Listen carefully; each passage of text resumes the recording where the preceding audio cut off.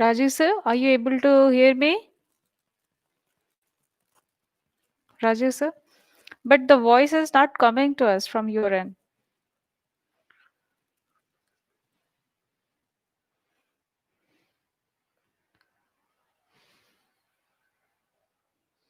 Um,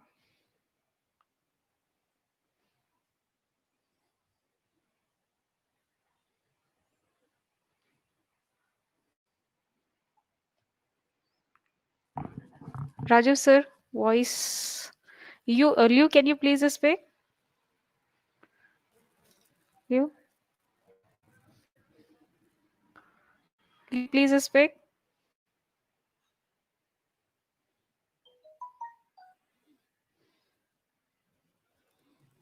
Yeah, voice is actually not coming. Just a minute. Hello? Yeah, voice is actually not coming.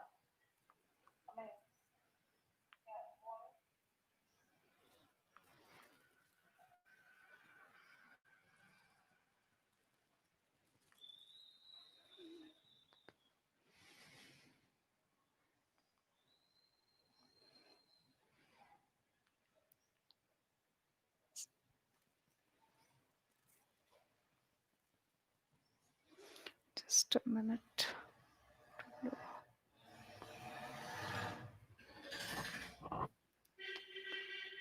Liu, can you speak, please?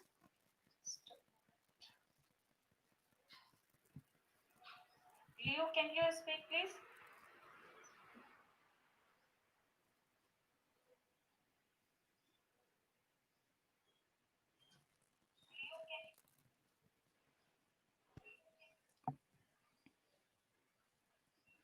Rajesh sir, actually, I'm not able to hear you. Rajesh sir, actually, I'm not able to hear you.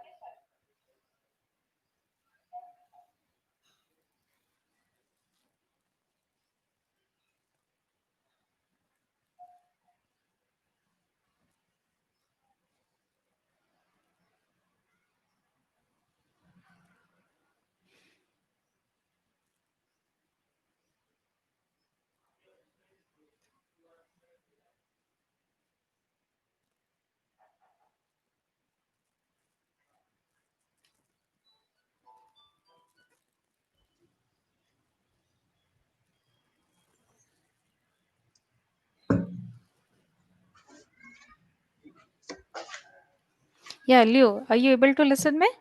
Yes, ma'am. I'm able to hear you. Yeah, I Uh, think. Yeah. I think the voice you are coming live now.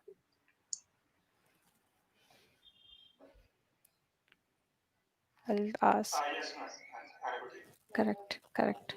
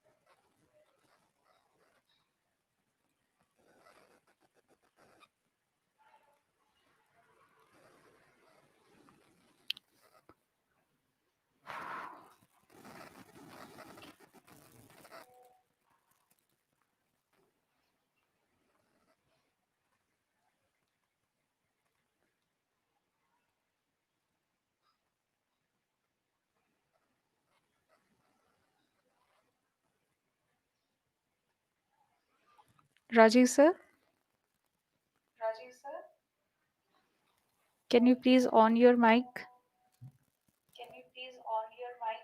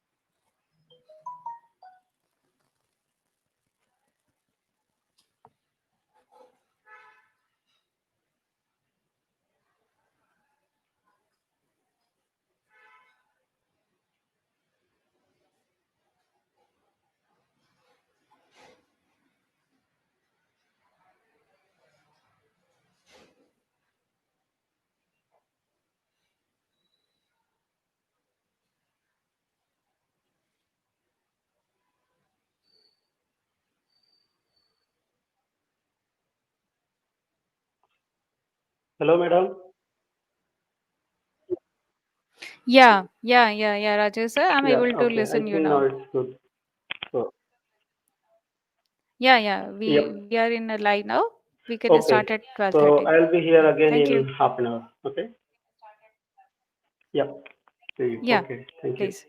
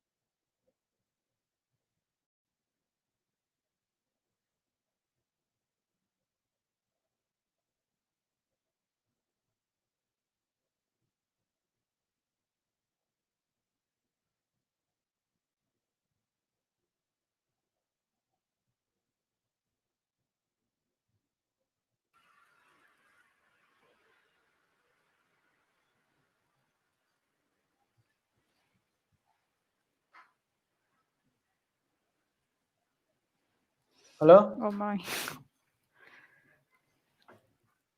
Yeah, check for a light. We are in live. I'll just click you the picture. Send you the picture. I look like ghost. Yeah, it's coming off.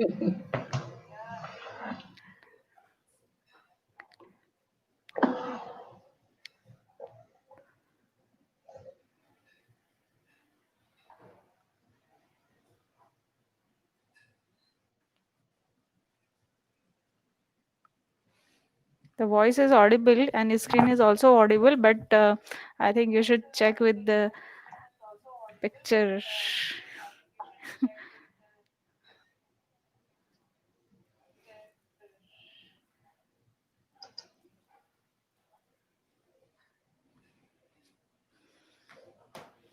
Why is coming as a black and white? Become host.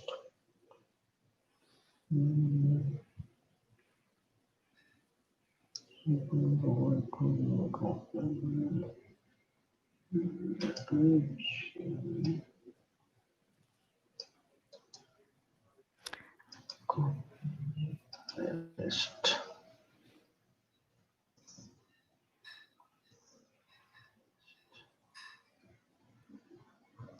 Let me join again. Okay.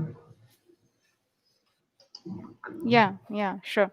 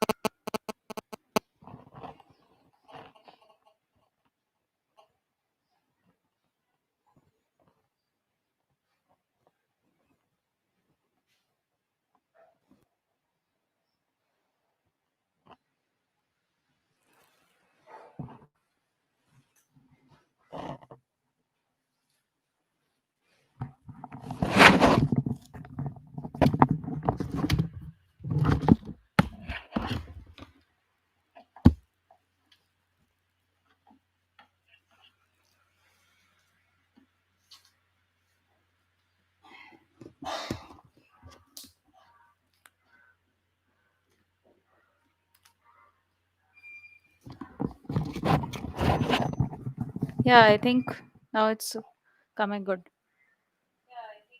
Are you able to listen me? Satyajit? Just a minute, let me make you in the stream.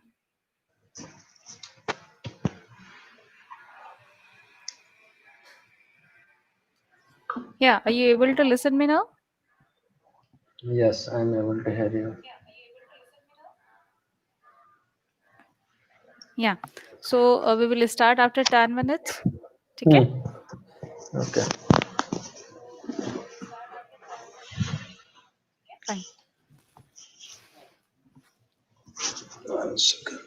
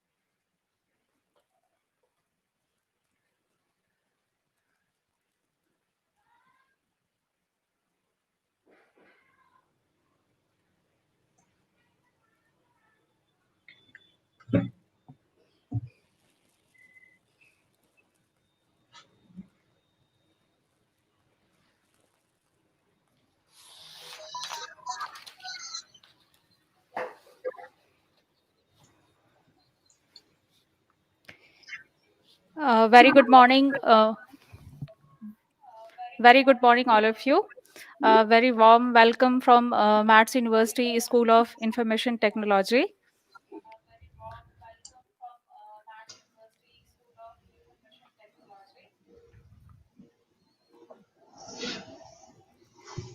Here in second session of IT Uddhyamita 2020.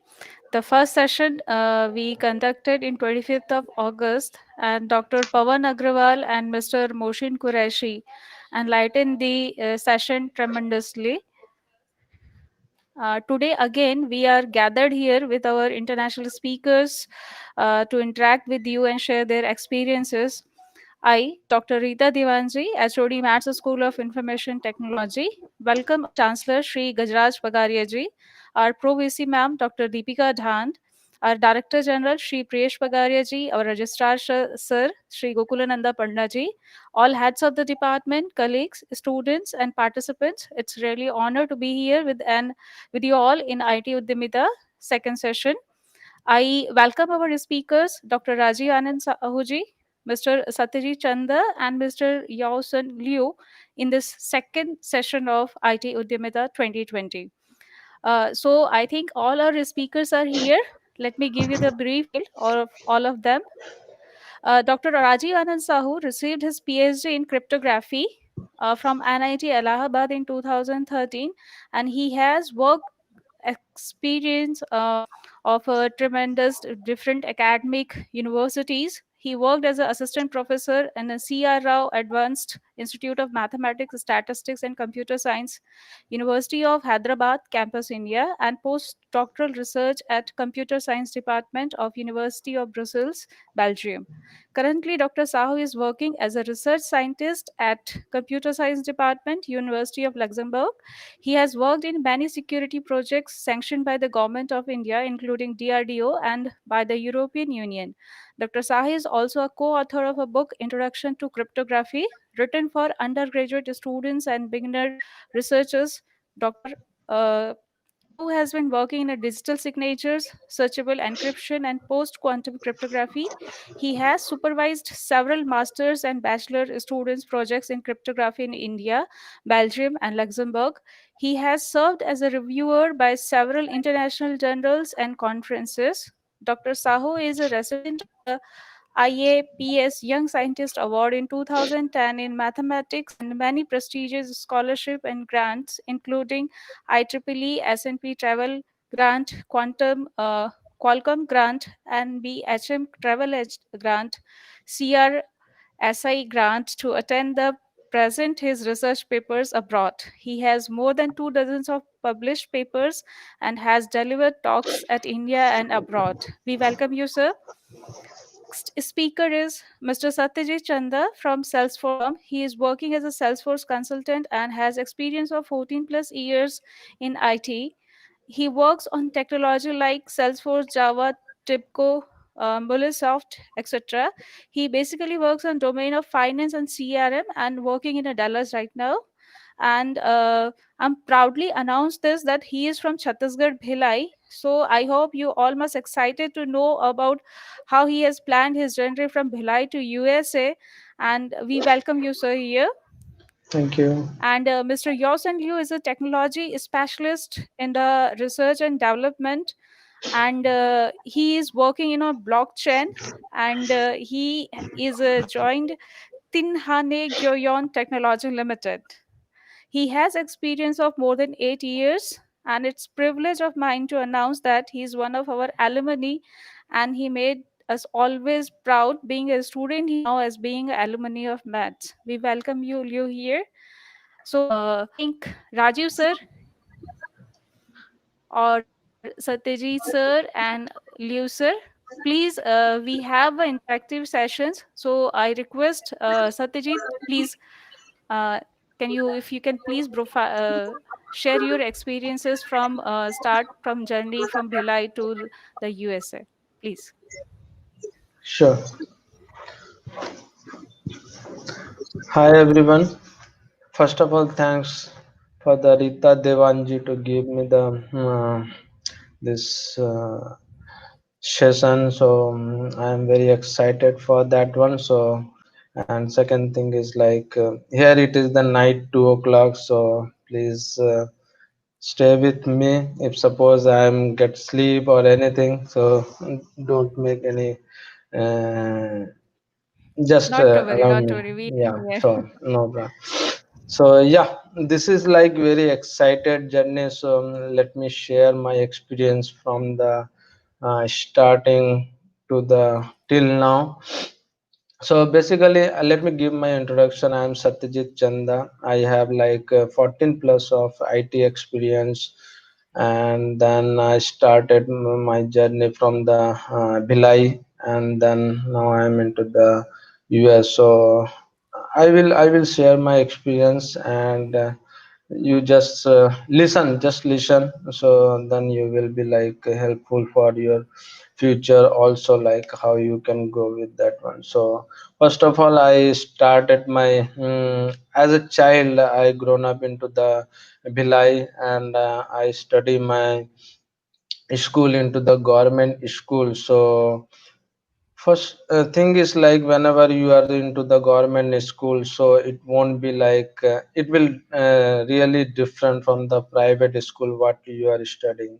Correct. So when I was into the 10th class, so one of my class teacher, he told, this is the time you have to decide like where you have to go, like you wanted to become as a engineer, you wanted to become as a doctor, you wanted to become as a architect. So everything you have to decide from here. And frankly speaking, I'm not the very good student, I'm the average student in my class also.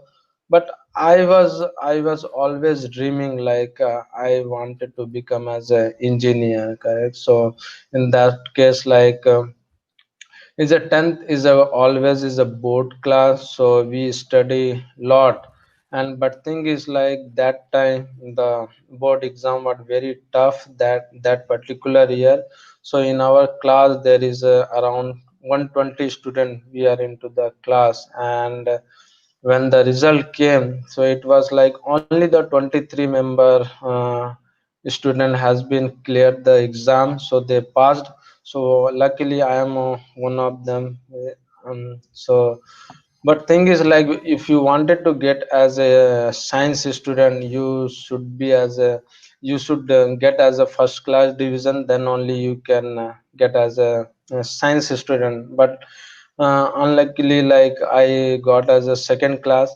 But then what happened, the that particular year, so it was very hard as a board exam. So all the sirs, all the principal, they have decided like, okay, this year we will go with the only the based on the percentage, individual like subject percentage. Okay.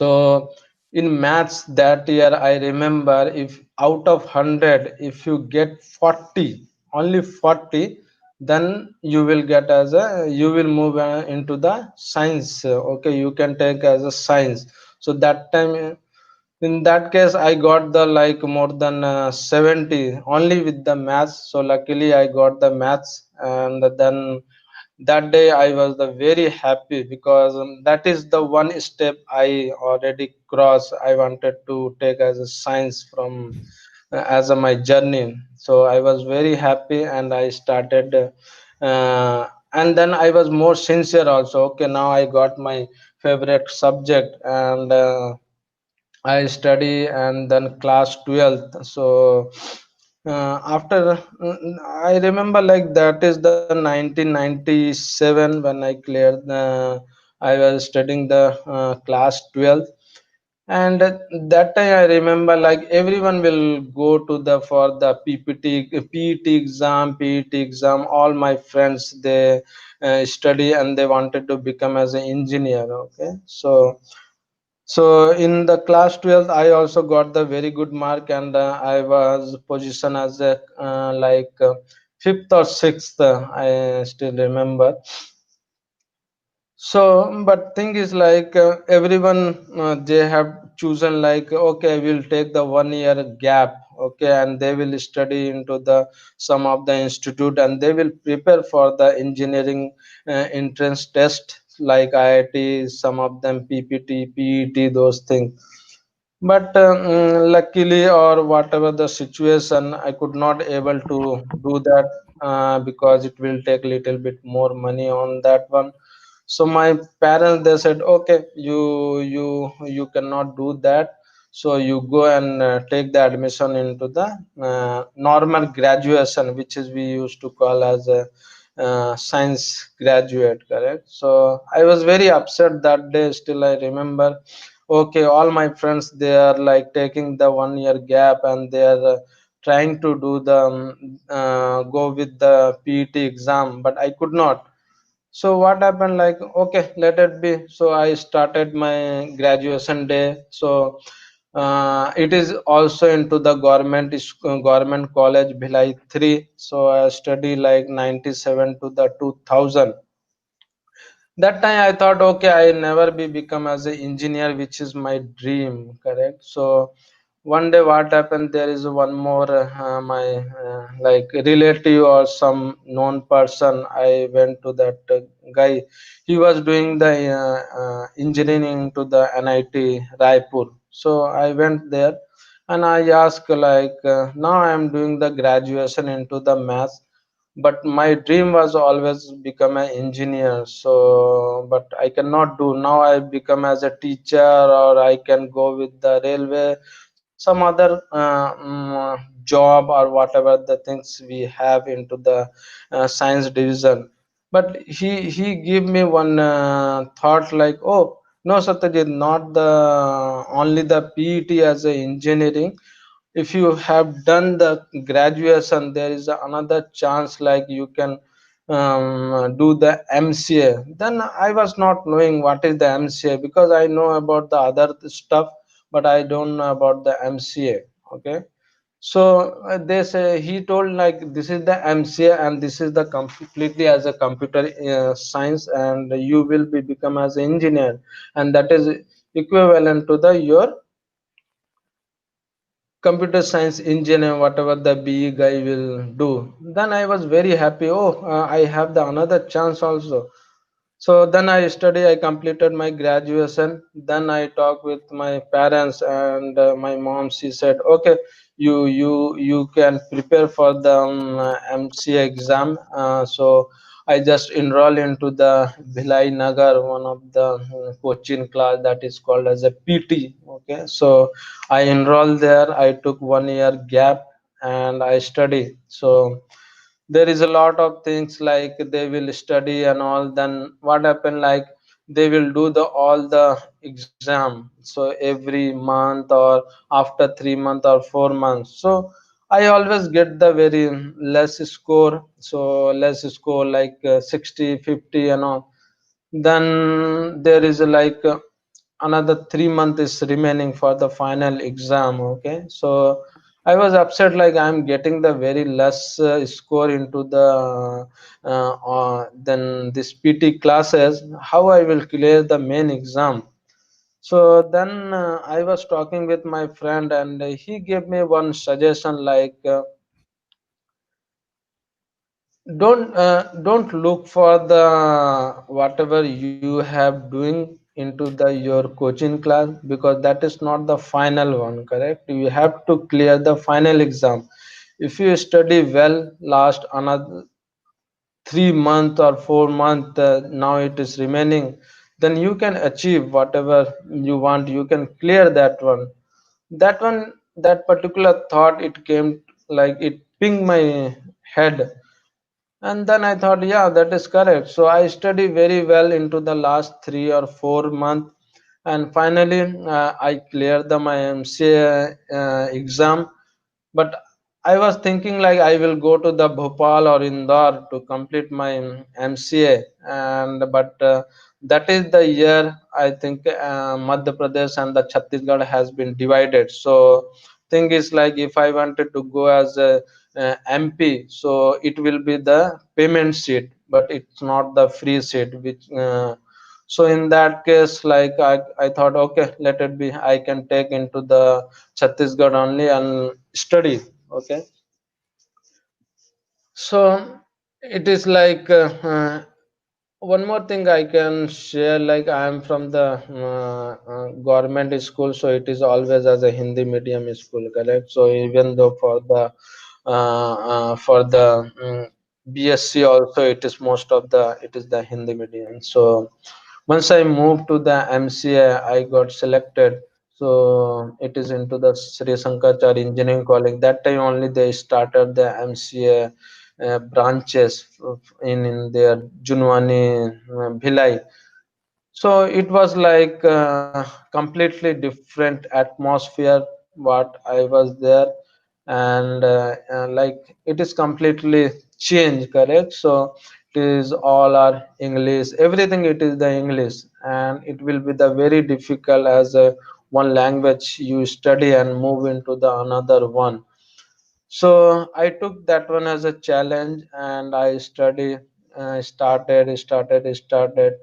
Then finally, like I completed my MCA 2004. I still remember, but that particular year there is no campus into our college because it is the new branch, and so what will happen? Like every in class everyone is decided like where we will go because we have to complete our final semester project. So in that case some of the students they planning to go to the Delhi, Pune, Hyderabad, Bangalore. But as a IT student always you will be dream about the Bangalore because it is the Silicon Valley into our India. So same thing it is in my mind also Bangalore. So then I decided, okay, I will go to the Bangalore. So we used to stay like only one small room, and the four member we used to stay in that room. And then we have completed our final semester project, and we have submitted. And then we thought, okay, we'll go for the job hunting. So that is the real you will start once you don't have the like your campus or your college is not that much big, or the company will not come to your campus. So in that case you have to go to the that particular place and you have to show your ability, correct? So once I went there, so we started job searching. But thing is like Bangalore is the hub, correct? So overall country all the student they will come to the Bangalore for their job search. So we used to like attend our the off campus like what we can say those off campus job things. So in that case like 10,000 Mm-hmm. 15,000 people used to come.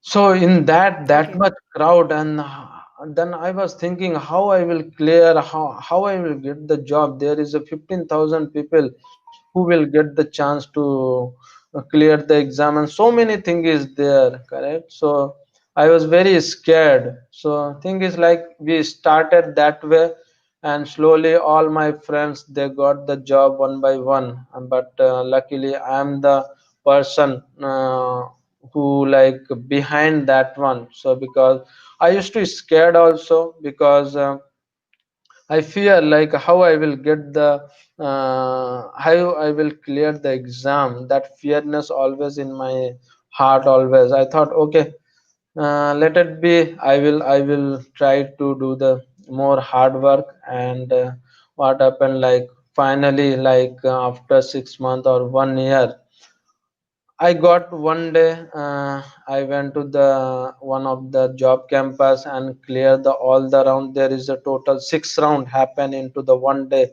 I still remember morning 8. I went there without eating anything, and finally I came night 10:30. Okay, 10:30 I clear all the HR round. I was very happy, but I was not knowing I got the job or not. But I was very happy with my performance.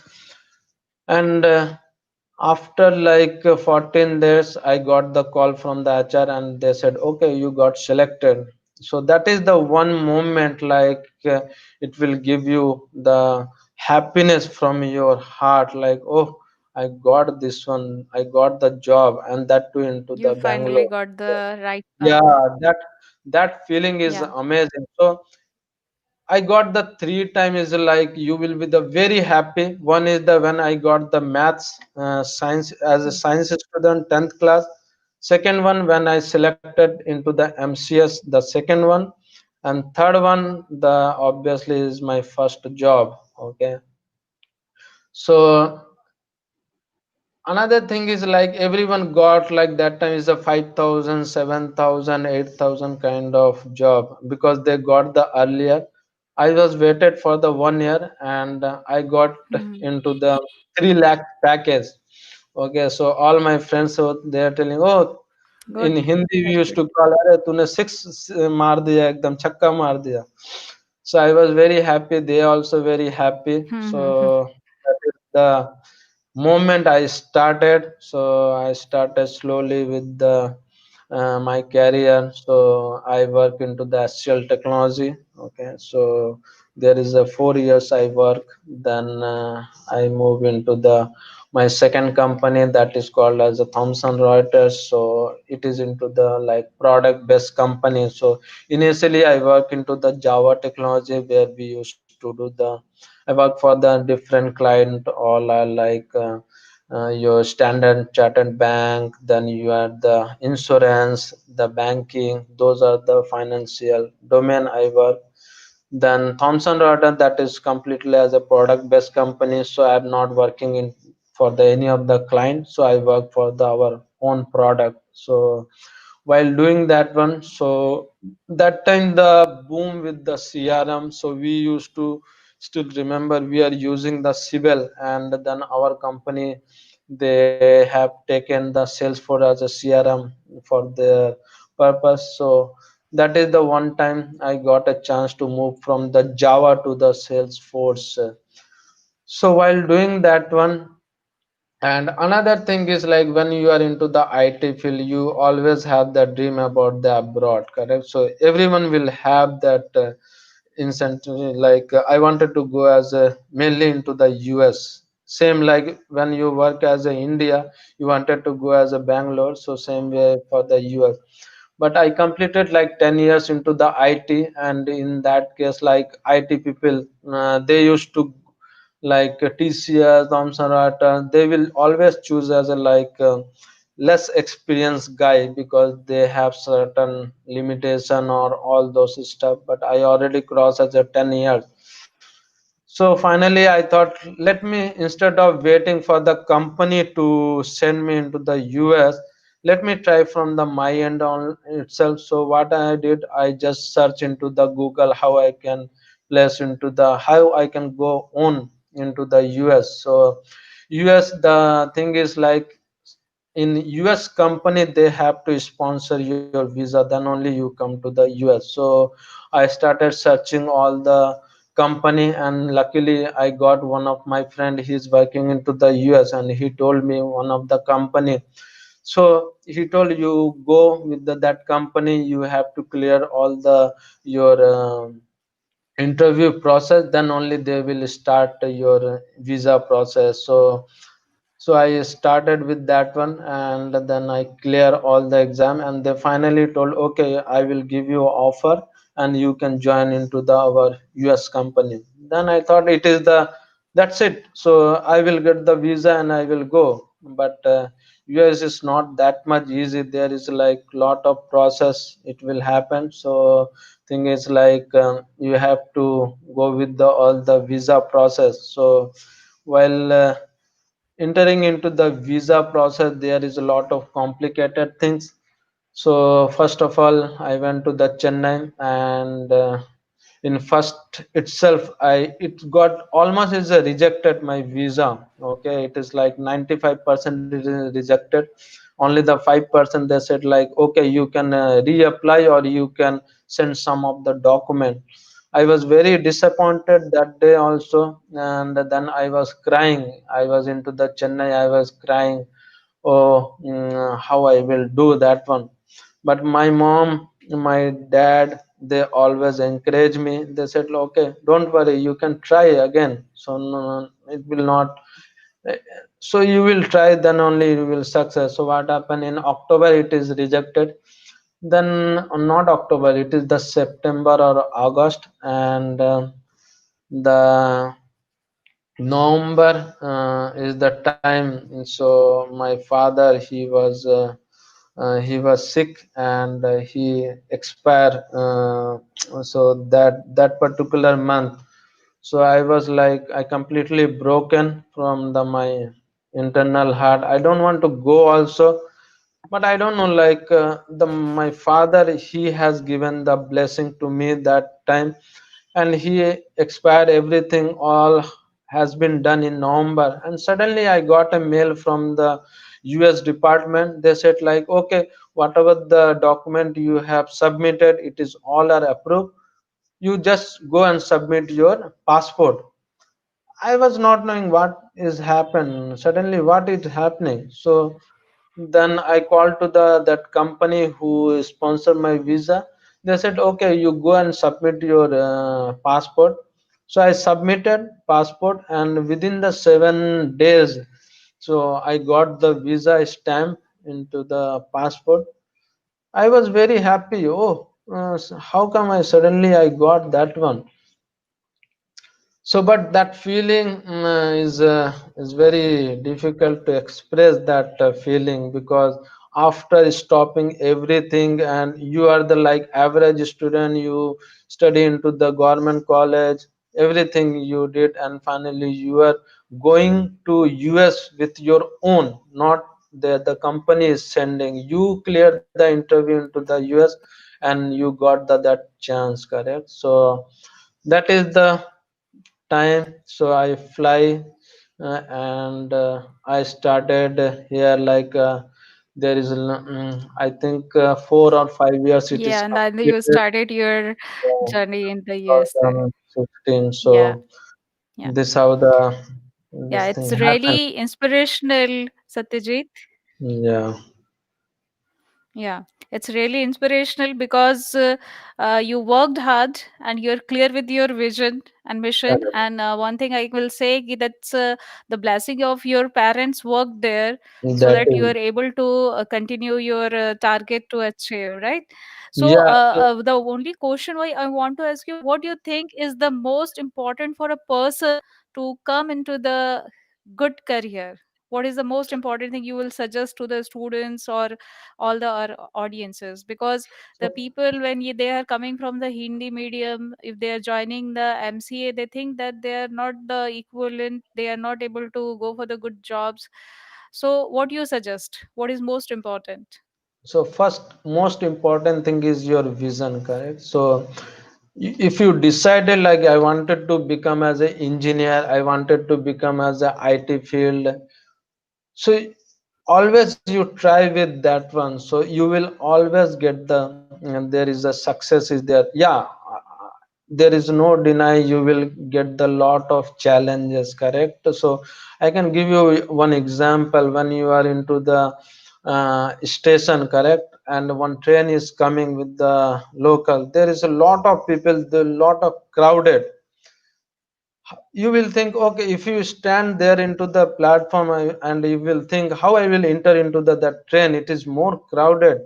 If you think, then you will not go inside, correct? You have to try from your end, you Yeah, have to we will push not be from able your to end, travel, then right, only you right. will enter, correct? But if you thinking and if you are standing there, you won't be able to enter. So that is the philosophy, or that is the thought I always follow. So try hard, try with whatever you are doing, so you will get success one day. That is definitely you will get the success. It is doesn't matter you Hindi medium or English medium, so it is not matter anywhere, because just like focus your aim, then you will definitely you will get success. Yeah, thank you, Satyajit. It's a really fantastic story you have just shared, because I think the all students will get motivation that if they have a clear vision, if they have a clear target, they can definitely work for this, and they can achieve, whether this is a any of the degree. It doesn't matter for a degree. The Correct. most important is how much of effort we are putting it. And thank you so much, you have connected with us from the at 2 o'clock at night. Thank you so much, and please stay safe, and now you can go and sleep. Thank you. Thank you so much, Thank Asatyajeet. you so much, Rita. Yeah, thank you so much.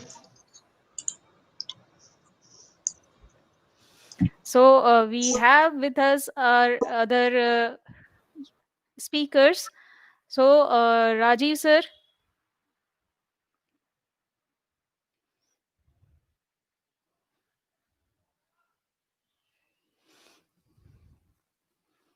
sir, can you please, yeah, check your voice, please.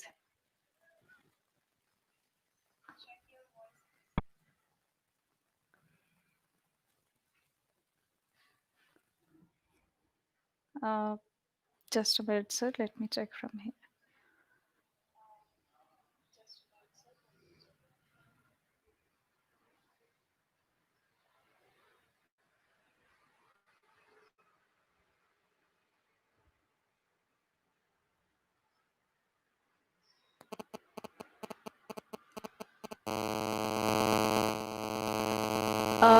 We will check with the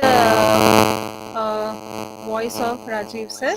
Meanwhile, we are connecting with the Liu.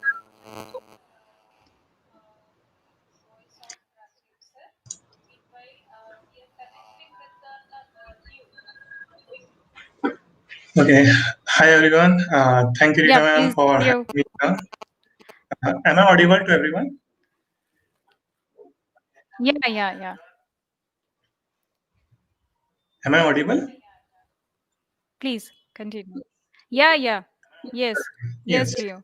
So, hi, everyone. So my story is a lot different from Mr. Rajiv, Satyajit, sorry. So, uh, so I'm not from an IT field.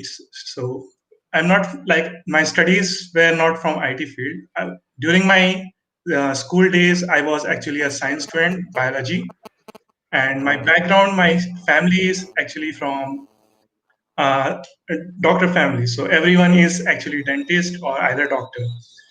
So even my father wanted me to be a doctor, and that's why I selected biology in 10th standard.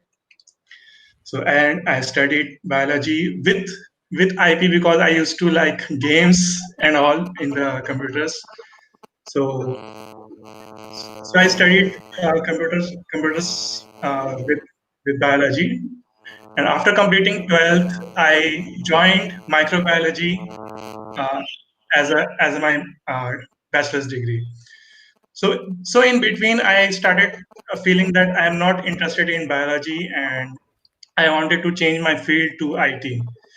So I asked my parents, like, I won't be able to continue biology, and I want to shift to IT. So in between, they were angry, but they supported me, and they asked me if I can go and ask if I can change the field in my college. So when I asked, there was no seat available for IT.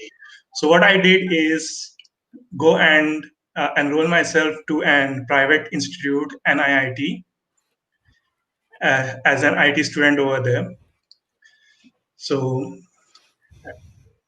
and I started continuing over my studies over there as an IT.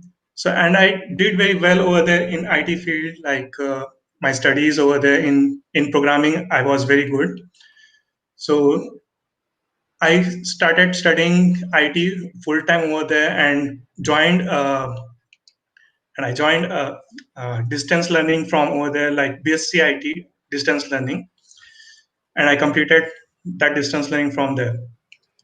And in the process, like I have to learn a lot of things. So during when I completed my first semester of IT in NIIT, they asked me if I can teach over there to the first semester. So So I so I accepted that and started teaching over there. So when I started teaching, I knew that I'm not very that good at teaching. So I had a stage fear.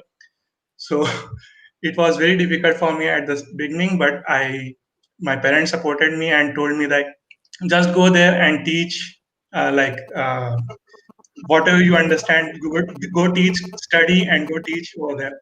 So I did that, and during that time, like during 2008, I think, so I started teaching over there properly, and I was very good at that, and I started getting a lot of students over there. So that was one of the biggest change over there, because I was from a bio student, and most of the time I used to play sports to the IT field. I started teaching, and this teaching actually helped me to acquire a lot of knowledge during the process of my career. So during three years of teaching, I've studied, like I've taught a lot of students over there, which helped me to understand a lot of different technologies over there. I used to teach from morning 7 to night 9, 14 hours. So, and like every semesters from GNIT, like every semester used to have 4 subjects, and I used to teach all 4 subjects of all 4 semesters over there. So that really helped me. But after that, Okay. when I I stopped working over there and tried to shift to IT, like I wanted to code over there. So I went to Hyderabad over there, and I tried to search some jobs over there. So then I found a company over there that was offering a database developer profile. So I went there and gave 5 rounds of interview, which I cleared. But when they offered the salary, so they only offered like 7,000 rupees per month, and they said like they were top 200 companies from India. So I was very disappointed, because back in Chhattisgarh at NIIT, I used to earn a lot more from that by teaching only. So when I was shifting to IT as a developer, I was offered only 7,000 rupees. So so that actually was a very disappointed moment at that time. So I have searched some more over there, but it was a bit difficult, because there's a lot of competitions, a lot of people who are always searching jobs. There are many of them like who are experienced. So most of the companies actually prefer experienced persons, and I was experienced in teaching. I was not experienced in IT. So that was very difficult at that time. Then I moved to from there to Mumbai to search more jobs. Then I got a job over there in Mumbai, and I started working over there. But that was also not very well as a salary base, because hardly I was earning 13,000 over there. So I thought, okay, my friends also said just take the job, and then after some experience you will come up. So I took that job of 13,000 rupees and started working over there. And in the process, I was also trying to improve my profile and kept on searching new jobs over there. So then after 6 months, I found another job over there, like that was of 25,000. So that was like almost double from what I was earning. So, and at the same time, I actually got a sad news of like my aunt who was diagnosed by cancer. So I asked them like if they can give me 1 week before joining, so I can come back and meet my aunt and come back and join them, but they did not agree. So I lost that job. So I was again disappointed, because it was always difficult to find a better job over there. So I was only a graduate by then, and I was working. So then I thought like maybe I should improve my educational profile. So I started thinking of joining a full time studies like MCA or MSc and luckily I found Maths University, and Rita ma'am, thanks to her, I completed my MCA over there. Like 3 years, I joined the MCA at the year 2013, I think, and completed at 2016. And this post graduation actually helped me a lot. Student like you always make us proud, Leo. Thank you. I actually enjoyed studying over there because before that I've never actually had a good uh, university studies. I did distance learning, so I was working and doing a part-time study over there. So I did not enjoy my studies life over there. But when I came to maths, I made a lot of friends, a lot of good friends. I studied hard over there and I did really good. And after I graduated from Maths University, the profile that I made because of post graduation, it was really, really good. After that, I found like in the last semester, so I went to a company over on the local company over here, and I found it like it was very intriguing and it was very nice. It was like they had a lot of clients from the US. So I thought maybe actually I can have an interview over here. So first, when we had like we so like in the third semester, I think we had to give some projects, some internship from the companies. So I went there and they rejected me over there. So they didn't give me the internship over there, but I really liked that company. So in the last semester, I went back there and asked for the job directly. So, and I had a good interview over there. Then they gave me a task like you have to complete this task. And they asked me, how much time will you take to complete this? So I was like, I will take 3 hours to complete this.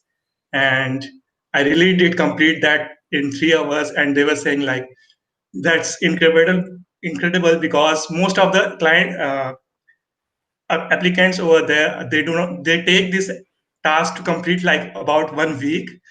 So they hired me, and luckily at that time they had one client who was asking for like database, like they had some query issues in the database.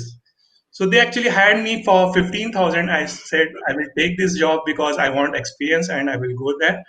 But in the next month, in the second month, my salary was increased from 15,000 to 25,000 because of my work, my how I handled the clients' queries, the databases, and actually improved their queries from around 20 minutes to like 20 seconds. So the client was very happy, and even my employer was happy. So I had a good break over there. And within next 6 months, I was again from 3 lakh package to 4 lakh package. And from there actually I think my career keep on increasing, and next 2 years I got an offer from China. So I had an interview with the CTO of the company from the China, so Tianhe Guoyun. So around 1 hour after 1 hour of interview, he just said like, you are hired, and what will you take, what salary will you take for the company. So the next day I told him Great. that I will yeah. So the next day I told him that I expect this much salary, and they agreed with that. And I did all the process, and but just everything was smooth over there because I think I had a PhD, postgraduate. So I think everyone should have a good educational profile because this helps a lot. Great. Yeah, Leo, there is a question for you. I think what attracts you into IT field? Up IQ join there. So, so actually, Because I there's was not lots of professions. IT. So why IT? So like I said at the beginning, I was not an IT enthusiast, but I was an biology Hmm. student. and I used to play games a lot. So what I really liked about computers was games. So, and I didn't know about anything about computers. Okay. One day my mom bought me some CDs, game CDs, and gave it to me. Yeah, you can play some games over there. But I didn't know how to install that. So till morning 4 o'clock, I used to try to install that game. How to install that? Because I didn't know any computers. We had computers, but we never installed anything. And that time I was trying to install, and after 4 hours, I gave up. I cannot install it. But I went back and slept. I only slept 1 hour. I came back at 5 a.m. and again tried it, and I was successful. I am not sure how, but after that, I think I Great. we started liking computers. So after that, on 11th, Right. when I during the 11th standard, we have to select the subjects. So I selected biology and Subjects. I selected IP, information practices, and really started liking that subject. So that's where I really started liking IT. And now when I'm starting to work, I really see that the coding can bring a lot of change in the community, in the any field. If you In go the to any lives of field, people. Yeah. yes, Yeah. it can affect the lives of people. It can change. It can help in health sectors. It can help in uh, food sectors. Any sectors, if you say, the IT can actually help people. And now, since the pandemic, you can see that the robotics are coming up. So this is how actually I started, Yeah. and I started liking IT. So that's how I started in the IT field. Yeah, it's really nice, Liu, and thank you so much. We are very privileged that we can proudly say he is one of our student. Thank you so much, Liu. Stay with us. Thank So I request now Rajiv sir, please. He's been Yeah, awaited from a long back. So yeah, no, no, please. it's okay. So yeah, so first maybe I will again confirm that Yeah, if yeah, now yeah, I yeah. am We are able audible. to Yeah, listen you. great. Okay, good. So yeah, Yeah, yeah, yeah. so Please, you're audible. that's good. Okay. So to start this discussion, at the very beginning, I would first definitely like to pay my sincere thanks to Maths University and in particular to you, Dr. Rita Diwanti Madam and Nishant Namdev, who approached me Thank you, and sir. offered this opportunity to share a few of my thoughts with the students of Maths University and maybe a few staff who are here now in the live session and who could join this recording later on. So I, from my side, again welcome all of you to this very healthy and career-oriented session. Uh, and I just uh, uh, believe that if we have any class or any session or any discussion, especially for the students' perspective, when still I am kind of in one view I am a student still, but when I was more like a college student, I believe in the notion that whenever if I start watching a YouTube video or if I go for a class or a lecture or if somebody is addressing and I am part of that lecture, I am participating in a healthy argument, either being a viewer or in the argument as a speaker. So I just want to make it confirm that the status of mind we have before joining the lecture or talk or argument or a session, and after leaving that session or argument, we should be able to detect a clear cut difference between the intake of our knowledge or intake of our information Yeah. that it was up to certain degree before joining that lecture, seminar or something, and when we leave the seminar we should leave with a happy heart or good mind that it has at least increased a few of our information or knowledge. So if we can check this and if this is happening, I would say that session of lecture or the talk is really helpful. So I just believe in this notion that once at least I can see 16 are watching here and maybe a few more could watch it later. if it goes good. So I think that there should be one profit to those students who are giving their very precious time for this session, that once this is completed, they should gain something in their account that maybe they might not have heard or they might not have encountered in their set of information. So I would try to at least add some information in the knowledge bank of a student. That's my first priority. And I believe that a planned move is more important in any of action we are doing, especially when it is career oriented. So I was not very much sure about the format of this interactive session, but just to make my move easy, I had just a small plan how I would go for this interactive discussion.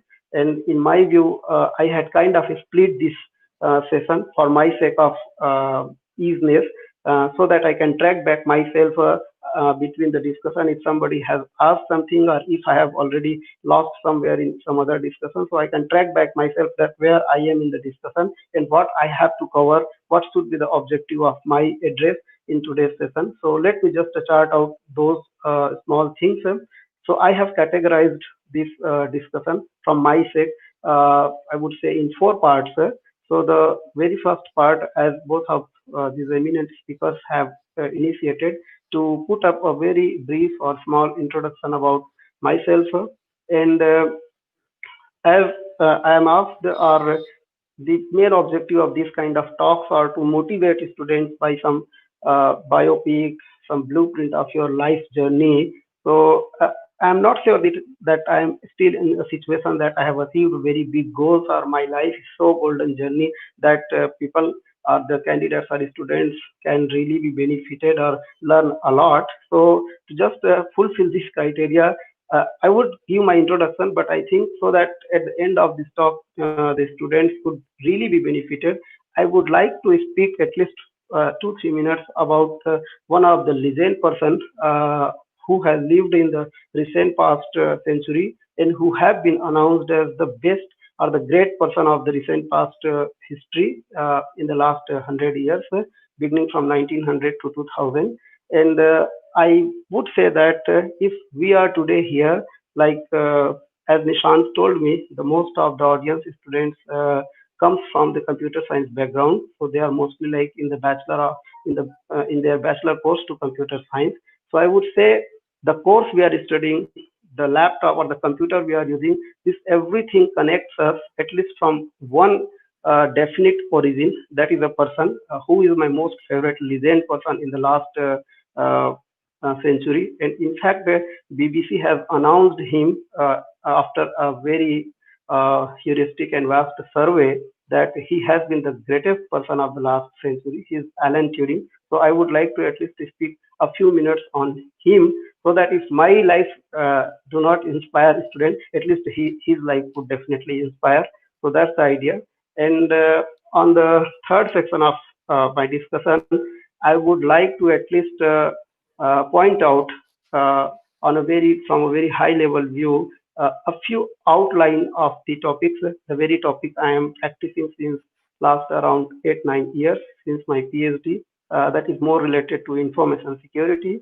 And as I also seen on the designation details of Mr. Liu, that I hope he is practicing something in blockchain.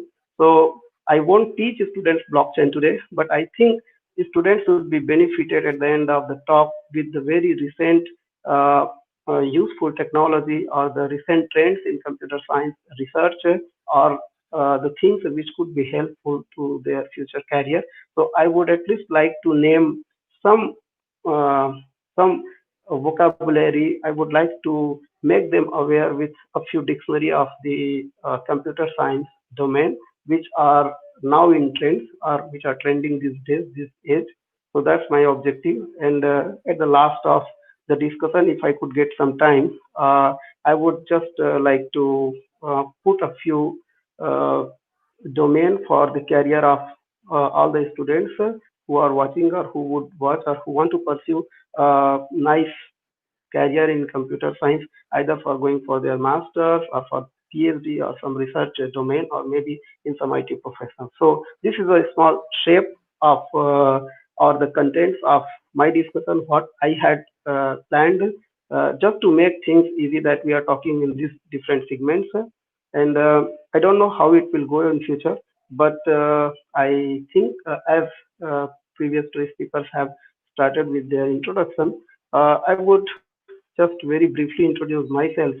Though I really understand that I'm not at a stage, at a position that I have a very long or very golden journey that could really inspire, or I have already achieved something that I should um, uh, speak about my uh, journey, speak about my background. But I also understand at the same time that, okay, maybe wherever I have reached, maybe at a very small distance from the students who are listening, if even this small journey of mine can encourage them, can help them, or if they also find themselves in a similar situation from which we have come up to this place, which may not be very high, but somewhere in that route. So if they also find themselves in a similar situation from which I have come, and if this encourage them, motivate them, I would really love to share. So for that sake, I would just briefly introduce myself. So I belong to the Janjgir Champa Jila of Chhattisgarh. So I'm basically from Chhattisgarh, and I did my schooling a few years at my native village, which is very close to the Janjgir Champa district. And then I went to the Gurukul campus in Pendra Road, which is boarding campus school, uh, where I finished my high school and higher secondary. And after that, I come to Government Science College, Bilaspur, for my bachelor degree in science, that is BSc, without computer science, just mathematics, physics, and chemistry. And from the same college, that is Science College, Bilaspur, I also pursued my master's degree in mathematics. So until my master's, I am just MSc in pure mathematics. After that, it was year 2005.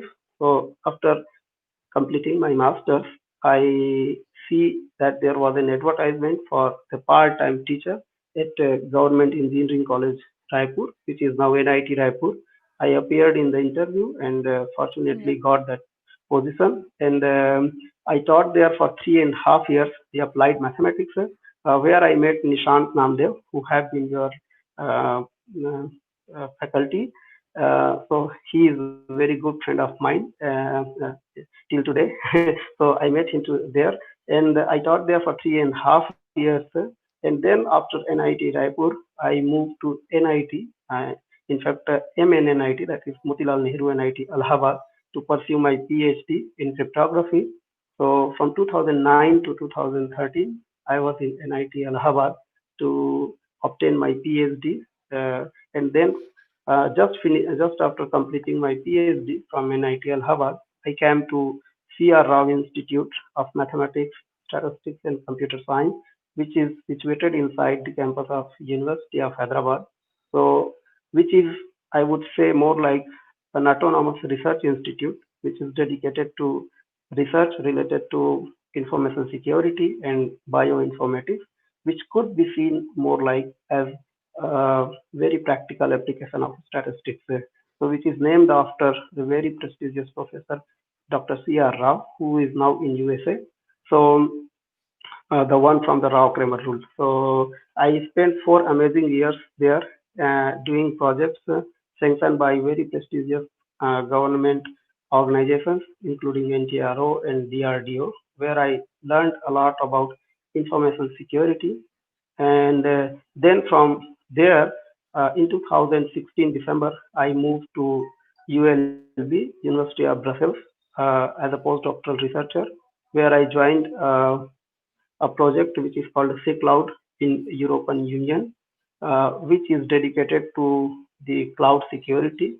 For example, if there are encrypted data over cloud, then we have to make primitives, cryptographic primitives, to secure the data by the means of encryption or means of digital signature, to provide them privacy, authentication, data integrity, like that.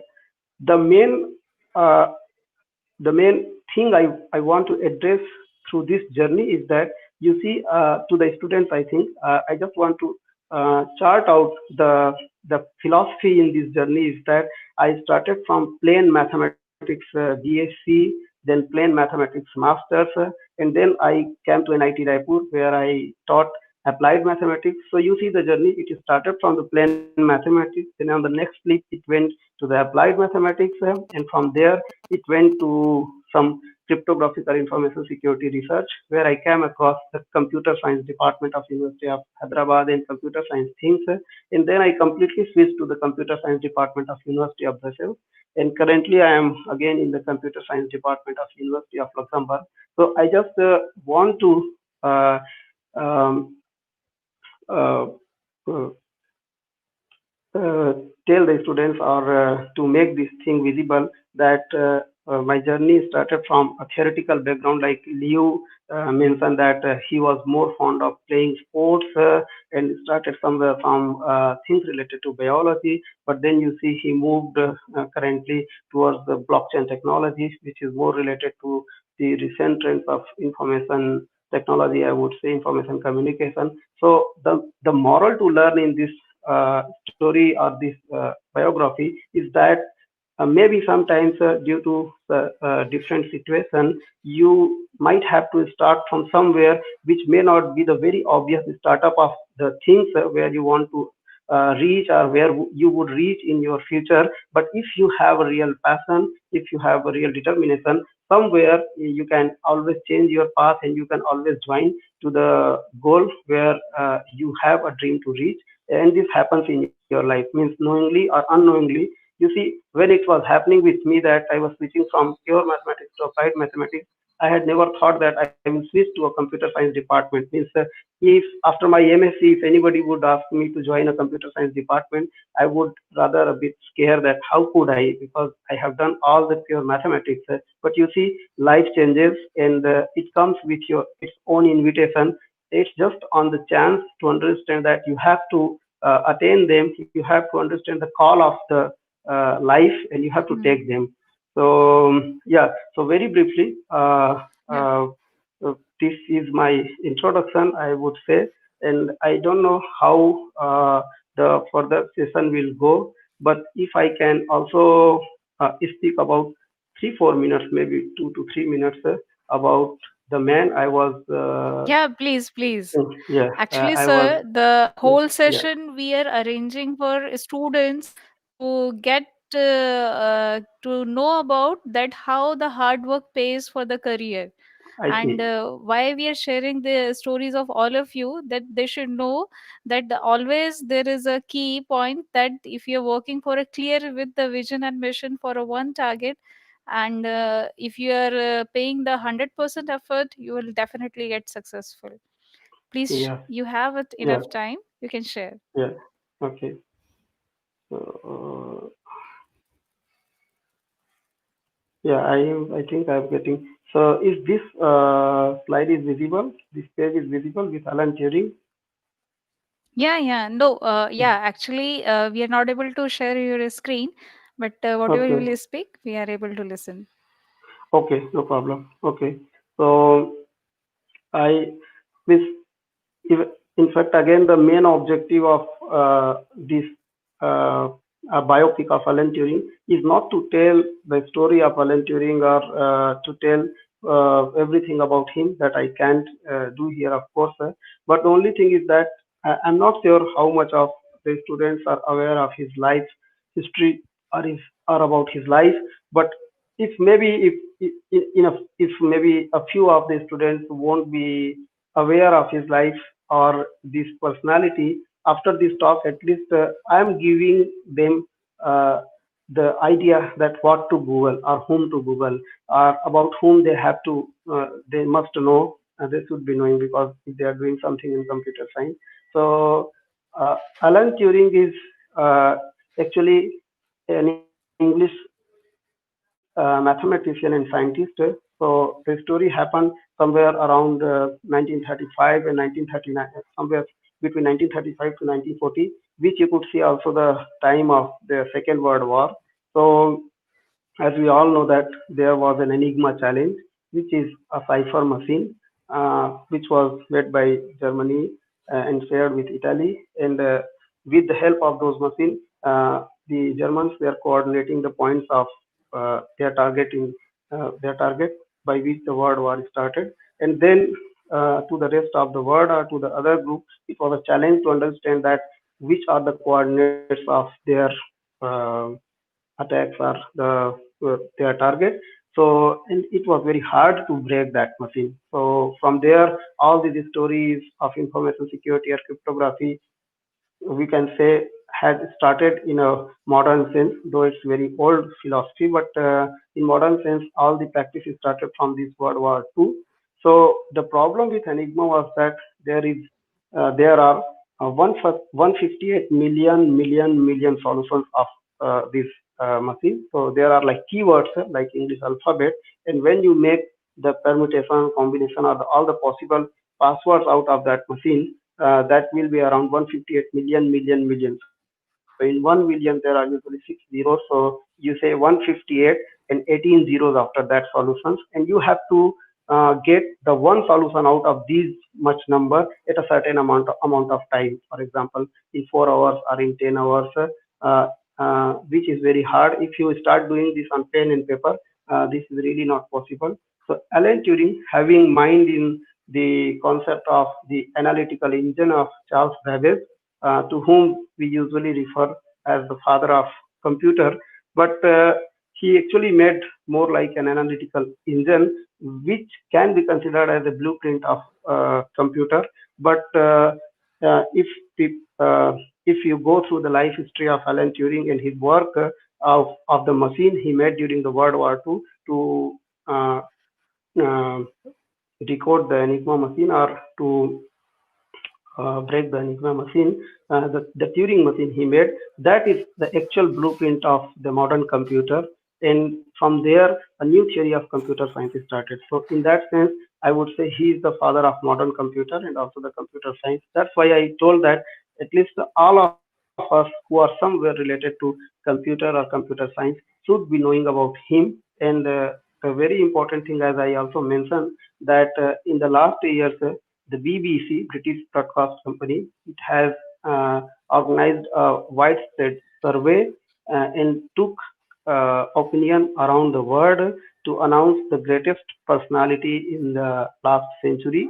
And you see, if there are 4 or 5 people, or there are certain shortlisted people among whom you have to announce who would be the greatest person. So how you would decide who should be the greatest, on what ground? For example, suppose there is a man who can reach Everest in a very small amount of time. This achievement is his achievement.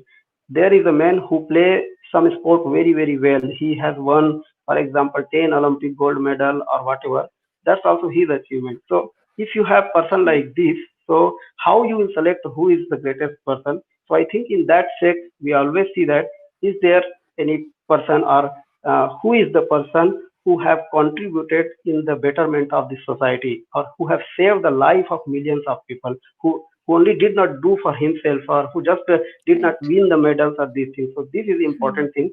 So I think from here we can also understand, or we should also understand, that if we are somewhere in our career, either related to study or a startup company or whatever, the final goal or the main contribution of the job should be somewhere welfare of the society. It turns out our hard work, it turns out someday as a in the form of a smile of some faces in the society. Then I think that's the real achievement of our means. I just don't want to give big philosophies, but I'm saying this in connection of what Alan Turing did and why he was the winner of that big survey to announce the greatest person of 100 years within the 100 years, because it was believed that he has saved around 15 million people. And due to the single person Alan Turing, the World War II could have been reduced by 2 years. Otherwise, it could have been continued for 2 more years. So you see, he has already stopped a world war. He has the power. His brain has the power to stop a world war 2 years ago. So this is called, I would say, real talent, and he has also given the idea of what we call artificial Yeah. intelligence. So in my understanding, Yeah. at least all the people who are associated to computer science must know about Alan Turing, and at least his life can definitely inspire. And you see the height of the person, that there is no Nobel Prize in computer science, but there is a Turing Award in computer science, which is regarded as equal as Nobel Prize in computer science. So you can see his importance. And to the Right. students watching this session, or who can see this again, I would suggest there is a movie from Hollywood called The Imitation Game, so which is a must watch to all the students or people concerned to computer science, which is kind of a biopic of Alan Turing. So means I just wanted to introduce because I come from Chhattisgarh. If this could motivate, but I have not done anything much bigger. But at least I can name a few legends who have achieved very big and whose life can really inspire students, I believe. So that's why I just wanted to consider Alan Turing for the discussion. And uh, I don't know if the other speakers want to speak, or if not, then I can just also briefly introduce, because uh, I introduce myself, then I come to a man who is in the origin of computer science, and then from this enigma in computer science, I can extend the discussion to the information security or the cryptography, what I have been doing in last years, and which could be a very um nice option for future career of the students of your Yeah, university, please. because that Yeah, please. yeah. So Yeah. yeah, so you We see, have some so we time. just We set up. can continue with the 2 o'clock, please. Yes, I got a paper from Amit Sahu, who was asking that what do you consider to be your best paper and why? What did it change about the way people approach the field? So, okay.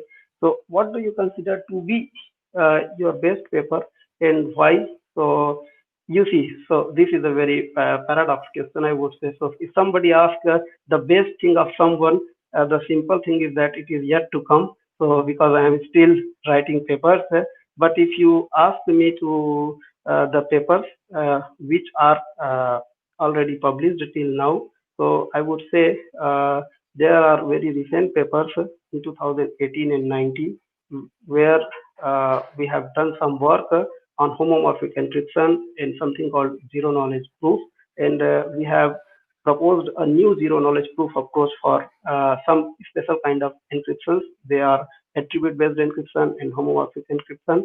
So I would come on that if you are interested, or I could be reached again further if you are interested. So the most recent works I consider are the teal based paper, though they are not the topmost paper of my career. But you see, everyone has keep what you say update or keep upgrade himself or themselves. So I'm in the process of upgrading myself, and day by day I'm learning something new. So uh, to uh, encourage to enhance the quality of my paper. So I would say if you just Google my name, I have my home page, and there I can you can also see my publication. So it's just my home page is just Rajiv Anand. Means yeah, you just need to write cryptology.in. So cryptology.in. There you can find me and you can see my publications. So the most recent publications are my best publication, I would say, and I'm still doing it. How technology can change this COVID situation. For this question, I would say, Yeah, yeah. I uh, would like to ask you the questions. yeah. So Yeah. yeah. So you How see, technology can change the COVID situation by yeah, yeah, Panti Singh. yeah. So you see, there are many aspects. I won't say that All you only. three can just give the your opinions. Yes, yes, yes. So maybe let me just put my opinion, and then you can follow these both guys also. Yeah. So yeah, so technology is playing a very vital role on managing this COVID situation. So one important thing you see, so all of us when we want to trace that how many cases there are today in India, today in Luxembourg, we check today in USA, for example, we just go to some certain websites, Wordometer or something, you see, and we see updates of the cases the number of cases increased, the days or everything over online portal. Okay, so this is just for information. But then, Yeah. so you see, here comes the technology at its very primary role. But then we want to use technology in also, if I understand the question correctly, to manage the situation. You see, so there are many perspectives, but one perspective, you see, we have some websites where we can really track what is happening, and we can have a pattern that this pattern is going on for certain region or country, and we can understand whether the situation is getting controlled or getting worse, and according to that we can change our lifestyle. You see, if it is completely zero in my country or my region, I would be little bit uh, good and free to walk around and go. And if not, so I am updated. First thing I would say, I am updated through the technology. The second and important thing is that some of the universities, at least the University of Brussels, they are doing that's about the big data, what is called the big data.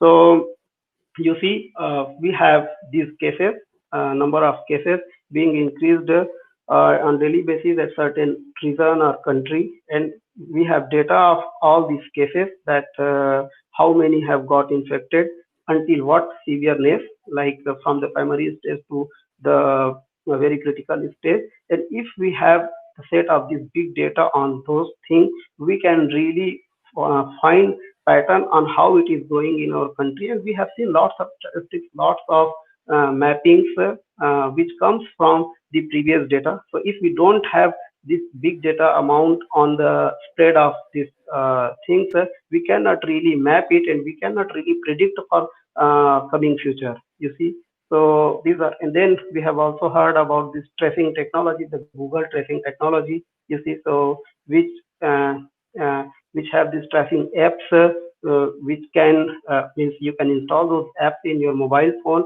and you can provide it certain details of yourself, your health condition, and it will show you whether you are likely to get this disease very soon, or you are very far from this disease. So to locate yourself in the condition, to locate your body condition, that how your body is responding at current situation, and if you are somewhere near about the situation to get the disease, you will immediately get precautions, you see. So this is how, you see, technology are at many places in the view of COVID, I would say. So at least these 3 to 4 very instantly, but we can still Google, and uh, we can see there are many. Yeah, yeah. What is your opinion, Liu? How the technology can help us in this COVID situation? So, so there's a lot of different ways. Like if I want to give an example of China, like so what they have done is they use WeChat. Everyone know that. So which is banned in India right now. So Hmm. most of the people over here knows now what is WeChat. So it is a messaging app. So what WeChat have done is like they have enabled different peoples to make smaller applications on WeChat. So what they have done, they have created Okay. one more small application on WeChat that actually tracks every person who is going where.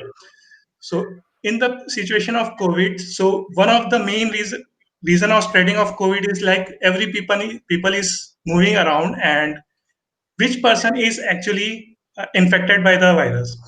So what they have done is they have tracked every person who is moving to which place or going to the which shop. So what they have done again is every shop have to scan that WeChat barcode. So they have generated some barcodes and they have to scan that on that shop. So without scanning that thing, they cannot go inside.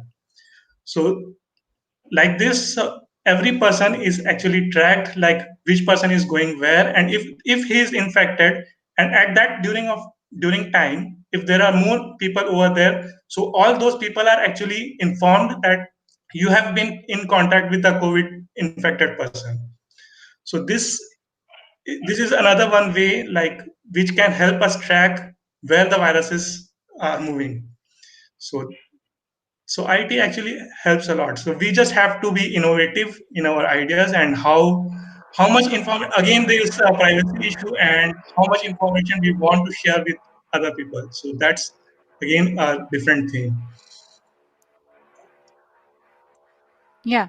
So, Satyajit, can you please explain, because you all are from three different places and everywhere the technology is playing their different role. So, can you please give your opinion on how technology can change the COVID situation? Yeah, so I can talk about the US. So as you know, like US is spreading like anything, correct? So here, uh, people thought and thinking is completely different from the other world. Here, like people used to think if you put more pressure from the government, so people think like this is our freedom, correct? So we don't want any of the barrier, or we are not the animal like you can keep into the one house. So in that is the reason, like they are more freedom wise, and they are not bother about this COVID-19 or like anything. They just wanted to enjoy their life, or they wanted to enjoy your weekend.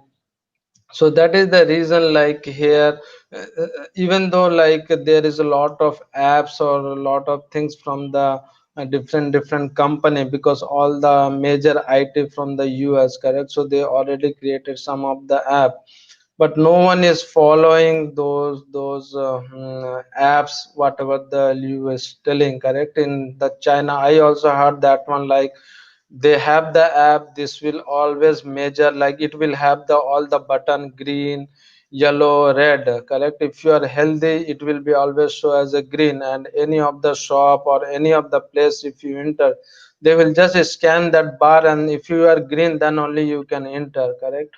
But into the US is completely different. So that is the reason it is spreading more into the US side. We like US people, they don't want for the Yeah, you can say all the those mindset of things. the Yeah, people. it's Yeah. completely different compared to the other world, I can say. But in India case, that is the little bit different, because we try a lot for the that situation, but now due to the economic pressure or other things, now it is like going worst. But pandemic is always like it will go always up, and one certain of time it will go down for the overall whatever the it came from the earlier also, correct? So this time also it will go, but we have to be more we have to be secure, we have to follow some certain rule, then obviously it will be you can come out with this situation also. But in US we don't have the much technology we are following, as a frankly speaking. But yeah, we have lot of things into the India, China, and other world. And one good thing is, one of my friend, he is into the New Zealand, and that yesterday only he pinged me like there all the school, colleges, everything is open. Then I asked how come? So he told it is the June last, it is completely end, or everything it is the normal life. So that is already started in the world, so it will go slowly for the, it will reach each and every world country. So just we will have to wait for that one. Definitely we will come out from this one, this situation as well.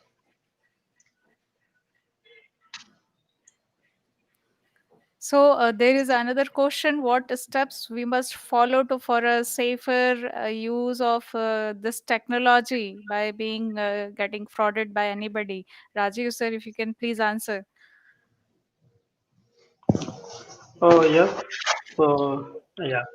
So, means I'm not an expert on that, but there are very simple things which common man can see. At least we who are at least read or undergrad, or means who are a bit educated, at least who are using mobile phones or these laptops. So the very simple and first thing is that whenever we put something in search engine, for example, Google or MSN or something, and then it suggests thousands of websites based on those keywords. We should be aware that on which website we are clicking. So at least it's a secure website. And then there are some certain shield, I would say plugins, which you can kind of kept installed in your laptop or mobile phone, which will show in the address bar of the website, that you can always put a shield which will show you whether it's a website which is doubtful, or it will give you a green signal that it seems to be a authentic website. It's not like some clone.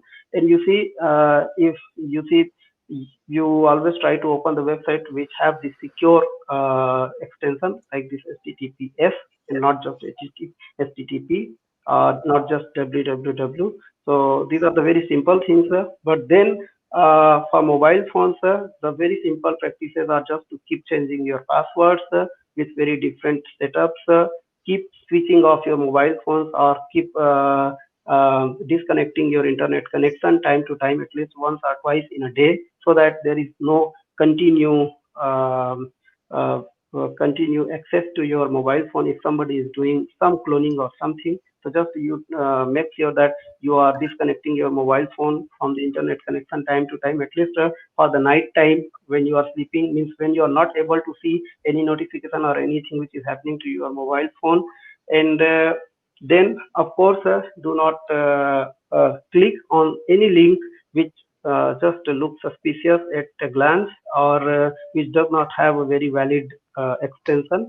Or if you receive any email or any message from anywhere, you try to locate from which origin it is coming. For example, what is the extension domain of that address? For example, .com, .org, or the well-known extension, or if it has some very weird extension. And if you have a single doubt on any origin of or a single doubt on the authentication of the link, you just try to Google the things whether any such thing really exist or not. For example, sometimes you receive a lottery email or something, and they say that you have to do this. Somewhere if they mention their a fake name of their company, you can at least Google the name of the company, whether if such company really does exist or not. So like this.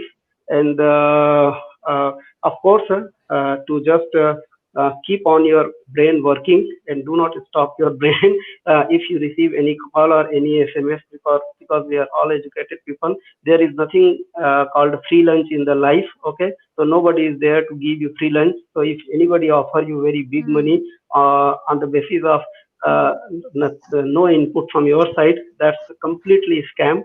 And there are thousand types of new scams happening, or I would say increasing day by day. For example, earlier they were asking your bank detail, or the OTP you are receiving on your mobile phone. Nowadays they are also saying that if somebody there are new OLX scam where people say that I would like to buy your stuff, sir, and I would just send you some what you say, the scan code, the Q code, and you just scan on the Q code, and you will receive the money on your wallet or something. So do not believe on this e-wallet or at your mobile phone. They are very big victim, big what you say, prey to be captured.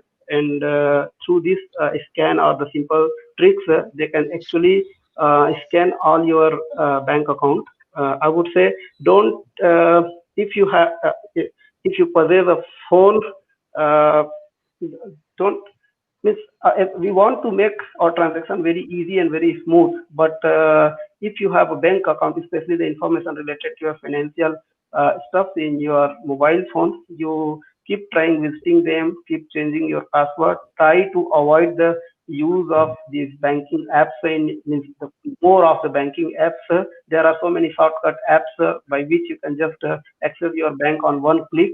Try to avoid those things. Believe only on those apps which need your password, which need your fingerprint or something like that. So these are the very means. As I told, I am not an expert, so I cannot tell more technically. But in fact, some of us are not aware, or even being aware, don't do this practice, which is very very crucial. And then we just we have nothing then getting regret that, oh, this was a very simple tweak and we have been prey to this trick, you see. So just uh, let us behave like educated, and don't be fool on some call, or just a simple tweaked SMS, I think. Yes. So, looking to the time, I think this is the only last question I'm going to take. With this, uh, we all are aware that hard work is a key success, but I want to know how patience play its role in the process of success. If you all can please put up your views, so we will close by this question. Yeah, Satyajit, please. So what is the question, Mita?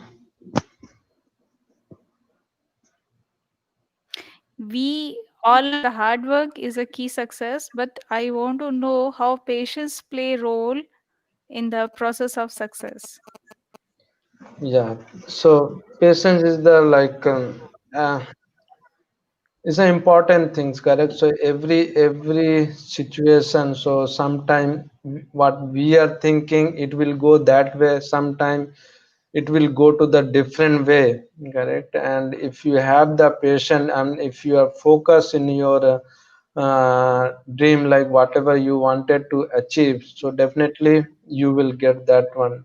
So that is the way. And regarding the like technology vibes, like there is like a lot of new technology, I can say to the student to the learn, because when I was there it was only the Java, .NET, those are the technology, but currently it is like lot of technology we are learning. Like in if you go with the Java, .NET, there is a cloud computing, that is the most important. Then second one is a machine learning, then our AI, artificial intelligence. So those are the new technology, and you try to learn that one, so that you will be into the market, correct? So nowadays what happened, if you have the profile with the Java, and you don't know the other stuff like big data or any of the cloud computing, so your profile will be always low, correct? So you always try to learn the whatever the new technology is coming out, and then you add those things, because Java, .NET, C++, those are the base, correct? But always base is not enough, you have to put the some of the to create the building, you have to put the those structure, correct? So those things always you have to add. So we are also learning nowadays, every day we are learning new thing, because if you are, I am not learning, because in IT you have to study, you have to learn your complete all the year till the you work, correct? So still we, I am also learning, so you guys also try to learn and always grab the new thing which is coming into the market, then you will be the into the your up to date, and you will always get, because there is a lot of time your CV has to be shortlisted, correct? So in that case, like if you have those technology, then only your CV will be the shortlisted and you will get the chance. So so that's how you go with the your IT, and obviously patience is the more important. We keep on try, and then you will get the success. So everyone will follow the same thing, so I also follow same way. So just put the patience and keep on trying, so you will get definitely success. Okay, so one question till you, one last Uh, question that how can technology improve the education system in pandemic? Leo,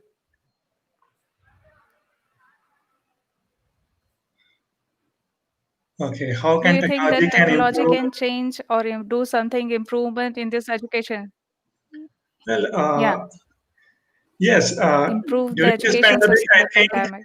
IT is actually doing very well in the process of education, because right now, as you can see, a lot of people are staying at home and trying to study, and most of the universities, schools, colleges, all are going online to try to keep the education, try to give education to all the persons who are stuck because of the pandemic. So this actually really helps, because this can actually give people access to a lot of different things. We can Google a lot of different technologies, news, all sort of things we can just search and study by ourselves, or we can use some of the study sites like Udemy or like this, where we are sharing some of the experiences with others. So this actually really helps uh, during these difficult times. Yeah, thank you so much, Leo. So one last question to Rajiv sir. Uh, Actually, there is a question. I am just leaving that. The one question I want to ask Rajiv sir, that what is the key thought that confidence in difficult time? yes, so I hope I am audible, right? So uh, Yeah, you can yeah. listen me, right? Okay. So yeah, so sorry to interrupt, but there is a very Yes, yes. important question by Dipankar Bhattacharya, that what are the advantages of blockchain in commerce and Yeah, e-commerce and retail industry, which I think I was looking for a question like this. So you see the audience are computer science students, and there should be very pinpoint concrete question on the recent technology, which by which I can understand that they are taking interest on these things and they are aware with this terminology. So very precisely answer to this question. It's a very good question first, Dipankar. You have asked very nice question. And you see, so let's we understand that what a blockchain is. So the first means I'm giving a very top view idea and not the very concrete minute details. So you see, the transaction of the financial transaction is slowly moving to the virtual transaction, which we know as a cryptocurrency. One of which the most popular cryptocurrency is Bitcoin. Okay, and then there are so many other cryptocurrencies which are like Ethereum, Monero, Zcash, and lots of, okay, more than 200. So the blockchain is a technology which is itself clear by its name, that there are blocks in which we can put lots of information. They are just called a block because one block is the set of different information, that how much money you want to uh, spend from your account, or you want to pay to the other party, and then you put your signature, you put hash, what is called a message digest of the money. So you put lots of information in a block. So like you authorize a payment from your end, and then it goes to the receiver end, and then he authenticate the transaction, that a legitimate person has initiated the transaction. So he will just verify your digital signature, which is inbuilt inside the block of that blockchain. And once it is verified, he will receive that, means the block will be added cumulatively on the next level of that chain, and hence it will keep going on, and the blocks will be keep adding on that chain. So this is what called a blockchain. So by this, we can understand that blockchain is the main or the foundation technology over which we can make possible the transaction of cryptocurrencies, for example, like Bitcoin. So to run or to access this Bitcoin transaction, the platform of blockchain is important. Means this is the only known foundation technology over which the cryptocurrency exchange or payment works. So that is how it is important. Now your question is, what are the advantages? So looking to the advantage, so without going to this virtual currency, if we are making our payments in the present day currency, for example, we are doing the online transaction or the cash transaction, there is always chance of fraud or you see attacks on the system, and hacking and forgery to this authentication. When we use the blockchain technology, so the blockchain technology use what is called ECDSA for authentication, which is elliptic or digital signature algorithm. And at present scenario, there is no polynomial time attack on ECDSA, so that the ECDSA signature cannot be forged. And as soon as until there is no quantum computer access to the general purpose, this ECDSA cannot be hacked and your transaction is still secure. So this is the importance of blockchain. But at the next level, on what we are also working here, when this quantum computer will come, for example, in 2017 December, the IBM has announced that we have already done with the quantum computer and we are doing it for our laboratory purpose. And then soon in a few years, it will be coming to the general purpose in the market. So once these quantum computers are available, there is something called a source algorithm, which gives attack on the classical crypto systems, for example, this ECDSA. So once this quantum computer will come, this security of blockchain, the present security of blockchain will be damaged, will be forced, and then we have to put there something which will be even quantum secure, which is called a post-quantum technology. So until the quantum computers really come on the practice, we are good with blockchain. So this is the advantage. There is no chance of forgery until the quantum computers come. Even when the quantum computer will come, we can replace the classical ECDSA, the digital signature of blockchain, to one the post-quantum signature. So this is the answer to that question. And then what is the key thought that alive your confidence in difficult times? So that's also a good philosophical question, I would say. So you see, how we gain confidence in our life. So this is a thing to understand. Okay, so you are means it is for all of us. We are confident on the thing, on only those things for which we have a solid background. Okay, so if you have a doubt on that thing, that you are lacking something in that, a part of that thing. Okay, so to keep your confidence preserved, I think if you have really done hard work, or if your move is correct, the important thing is that how you have participated in that particular action. So if you are honest with your participation, your move, your confidence cannot be dragged, and you still believe that something will definitely happen.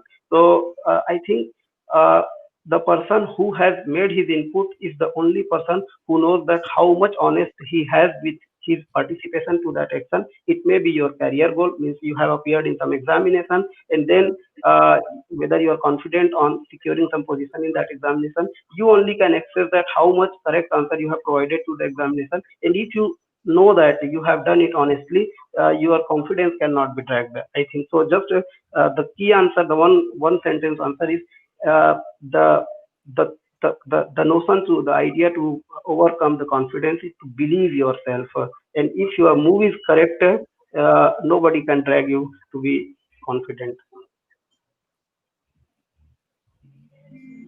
Yeah, thank you so much. It's the correct answer that if you have your patience, if you have your vision, definitely you can work it out. So I think there's a lot of question, but we are getting, I think, crossing the times. So I would like to convey my thanks to Dr. Rajiv sir. He has precious time to connect with us on. He is doing the great research in the quantum computer, because this is the latest technology which is going to come. So we are thinking that soon we are going to know about the new computers. Thank you so much, Rajiv ji. It's very pleasing and nice to interact with you. Thank you so much, Satyajit, who has shared his journey from Bhilai to USA, and it's very motivational because the people who are coming from the different backgrounds, they should know that their hard work can pay for them. And thank you, Liu, as you are coming, having just an interest on the games, and from there to switching to the this IT, and now being in the research and development team in the China. It's really proud being a teacher of yours. Thank you so much.